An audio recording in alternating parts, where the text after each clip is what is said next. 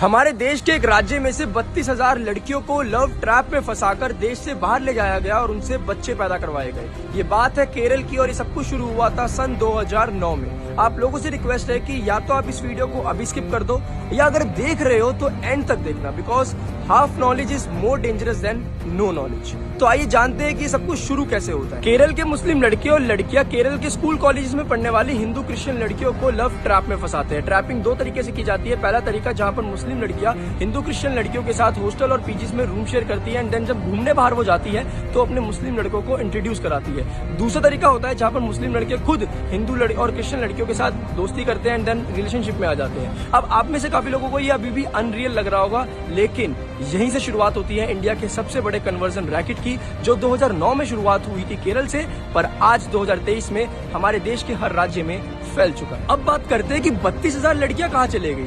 तो मुस्लिम लड़कियां जो होती है वो हिंदू और क्रिश्चियन लड़कियों को मैनिपुलेट करती है ये कहकर कि अगर आप हिजाब पहन लोगे तो आपके साथ कभी भी छेड़खानी और रेप नहीं होगा।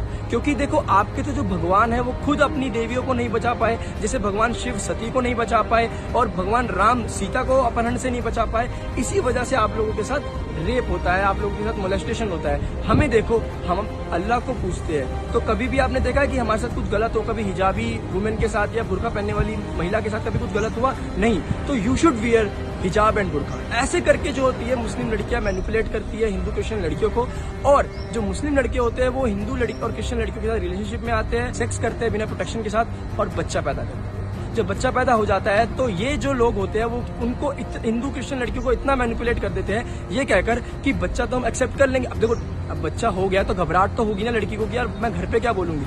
तो इसी डर का फायदा उठाकर ये लोग जो है वो उन लड़कियों को ये बोलते हैं कि बच्चा हम एक्सेप्ट कर लेंगे, लेकिन हमारे इस्लाम में शादी से पहले कुछ नहीं होता, तो आपको पहले शादी करनी पड़ेगी। अच्छा, शादी करने के लिए आपको इस्लाम में कन्वर्ट होना पड़ेगा।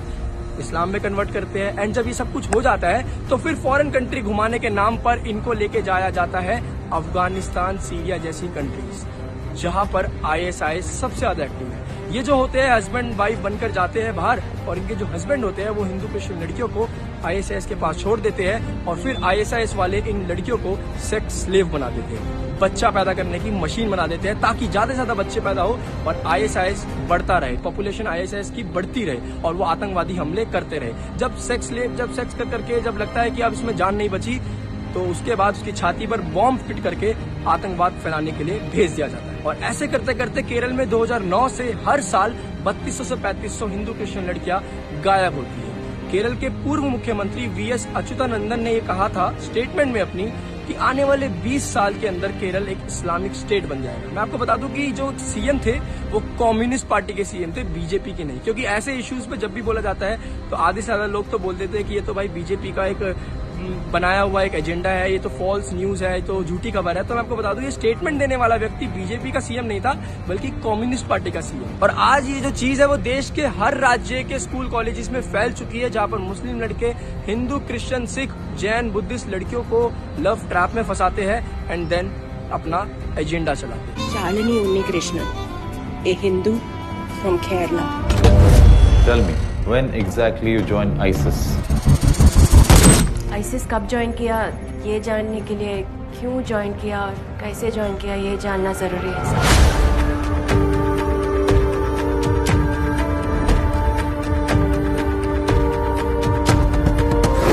इस दुनिया को सिर्फ अल्लाह चलाता है, ओनली अल्लाह। तुम लोगों ने बताया नहीं तुम कौन से गॉड को मानते हो?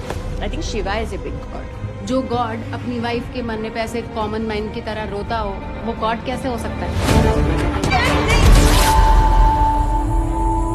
हिजाब पहनी एक भी लड़की के साथ ना ही कभी रेप होता है, ना ही कभी कोई उन्हें छेड़ता है, because Allah always protects us.